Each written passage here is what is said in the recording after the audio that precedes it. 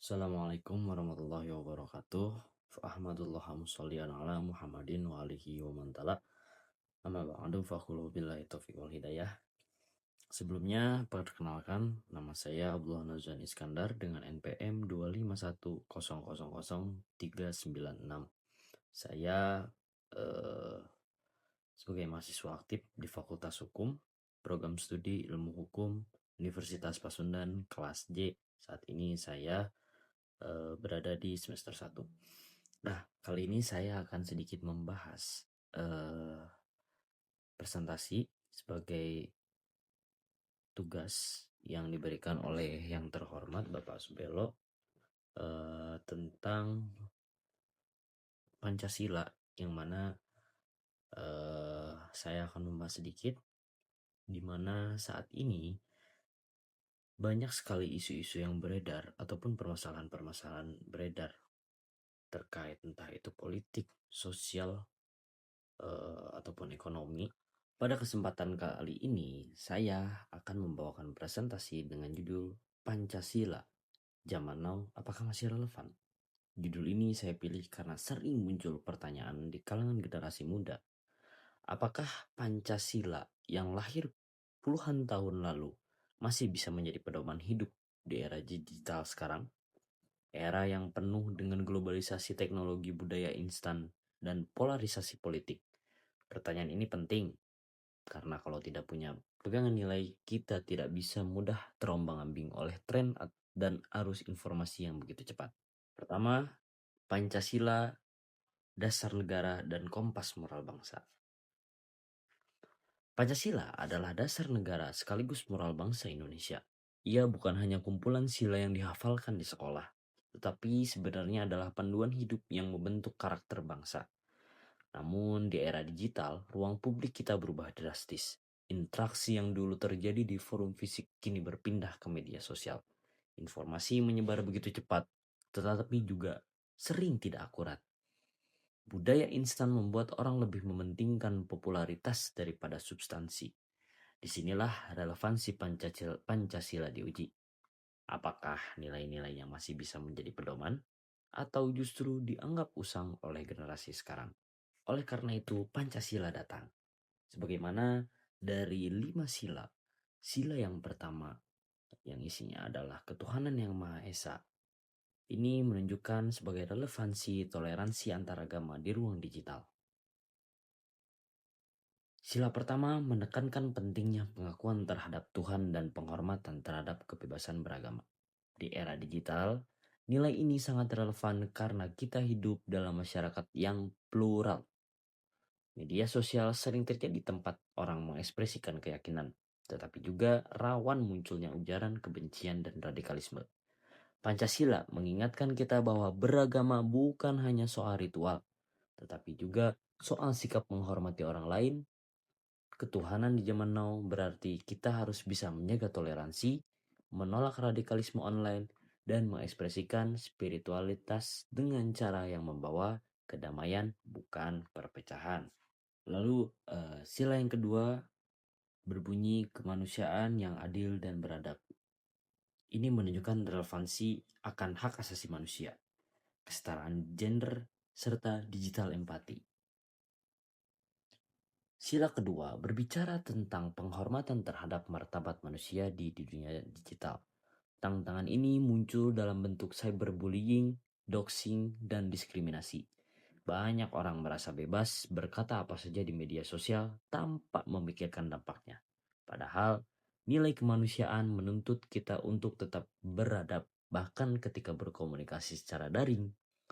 Relevansi sila ini terlihat dalam isu hak asasi manusia digital, hak atas privasi, keamanan data, dan kebebasan berekspresi yang bertanggung jawab. Pancasila mengajarkan bahwa teknologi harus digunakan untuk memanusiakan manusia, bukan merendahkan hati atau melukai satu sama lainnya. Lalu sila yang ketiga berbunyi Persatuan Indonesia. Relevansinya menjaga persatuan di tengah keberagaman. Nah, sila ketiga menekankan pentingnya menjaga bangsa di era digital. Kita sering melihat polarisasi politik, hoax, dan fanatisme kelompok yang memecah belah masyarakat. Namun, di sisi lain, media sosial juga bisa menjadi alat untuk memperkuat solidaritas. Misalnya, ketika terjadi bencana, netizen bersatu menggalang dana dan menyebarkan informasi bantuan. Pancasila mengingatkan kita bahwa persatuan bukan sekedar slogan, tetapi harus diwujudkan dalam narasi kebangsaan yang inklusif.